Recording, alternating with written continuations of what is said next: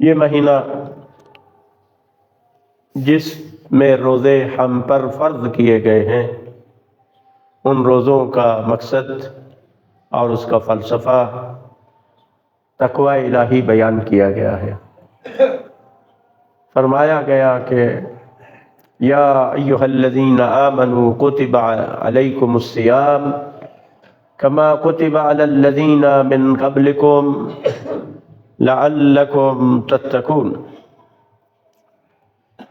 کہ تم پر روزے فرض کیے گئے ہیں جس طرح سے تم پر پہلے والے لوگوں، پہلی امتوں پر فرض کیے گئے تھے، تاکہ شاید کہ تم پرہیزگار بن جاؤ۔ لعلکم، یہ نہیں کہا کہ اس سے تم پرہیزگار بن جاؤ گے، بلکہ فرمایا کہ شاید اس سے تم پرہیزگار بن جاؤ۔ اس کا مطلب یہ ہے کہ ہر روزے رکھنے والا پرہیزگار نہیں ہے اور نہیں بن سکتا، وإلا ہوتا کہ اس سے تم پرہیزگار بن جاؤ گے۔ لعلکم کا لفظ، تو وہ تقوی اختیار کریں گے اور وہ روزہ رکھنے سے متقی بنیں گے جو روزے کی شرائط اور روزے کے آداب کے ساتھ روزہ رکھیں گے۔ آسان لفظوں میں یہ عرض کروں کہ وہ لوگ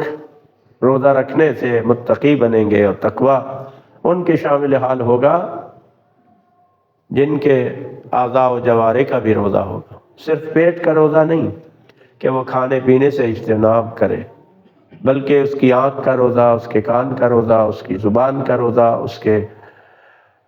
ہاتھوں کا روزہ، اس کے پاؤں کا روزہ، حتیٰ امام صادق علیہ السلام فرماتے ہیں اس کی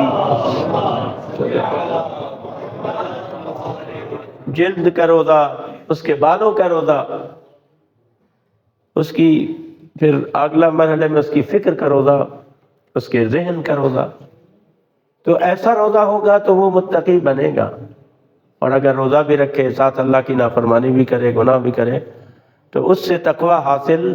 نہیں ہوگا۔ باقی اجر و ثواب وہ خداوند متعال دینے والا ہے، اور بندوں کے احوال سے، حالات سے، ان کی نیتوں سے، ان کے قلبی کیفیات سے وہ خوب آگاہ ہے۔ لیکن امیر المومنین علی ابن ابی طالب علیہ السلام فرماتے ہیں کہ بہت سارے روزہ دار ایسے ہیں جنہیں سوائے بھوک اور پیاس کے کچھ حاصل نہیں ہوتا۔ اس کا مطلب ہے ان کو اجر و ثواب بھی نہیں ملتا، ٹھیک ہے؟ اور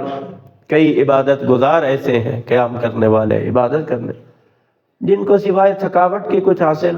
نہیں ہوتا۔ تو بہرحال ہمیں چاہیے کہ روزے کو اس کی روح کے ساتھ، اس کے آداب کے ساتھ، اور اس کے روزے کے آداب کیا ہے کہ ہم اس حالت میں گناہ سے بچیں، حتی المقدور گناہ سے بچیں۔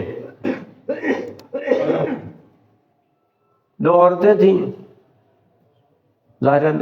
یہ کہ وہ آپس میں لڑ رہی تھیں، ایک دوسرے کو گالی گلوچ کر رہی تھی، تو حضور نے کھانا منگوایا، کہا کہ کھاؤ، کہا ہمارا حضور ہمارا روزہ ہے، کہا بھی تو تم گالیاں دے رہی تھی، یعنی روزہ کیا ہو گیا؟ ختم۔ اسی طرح کسی خاتون نے دوسری کی غیبت کی، اسے بھی ایسے کہا کہ افطار کرو، کہا میرا روزہ ہے، کہا کیسا تم ابھی غیبت کر، کہا کہ قے کرو، الٹی کر، الٹی کی تو تازہ خون کے ٹکڑے اس کی الٹی میں اور قے میں موجود، یعنی حضور پاک نے دکھایا کہ حقیقت روزہ کس طرح سے ہے، اور وہ یہی ہے کہ ہم گناہوں سے بچیں اور آداب روزے کے ساتھ یہ روزہ رکھیں، تاکہ ایسا نہ ہو شام کو جب اجر پانے والے اللہ کی بارگاہ سے اجر پا رہے ہوں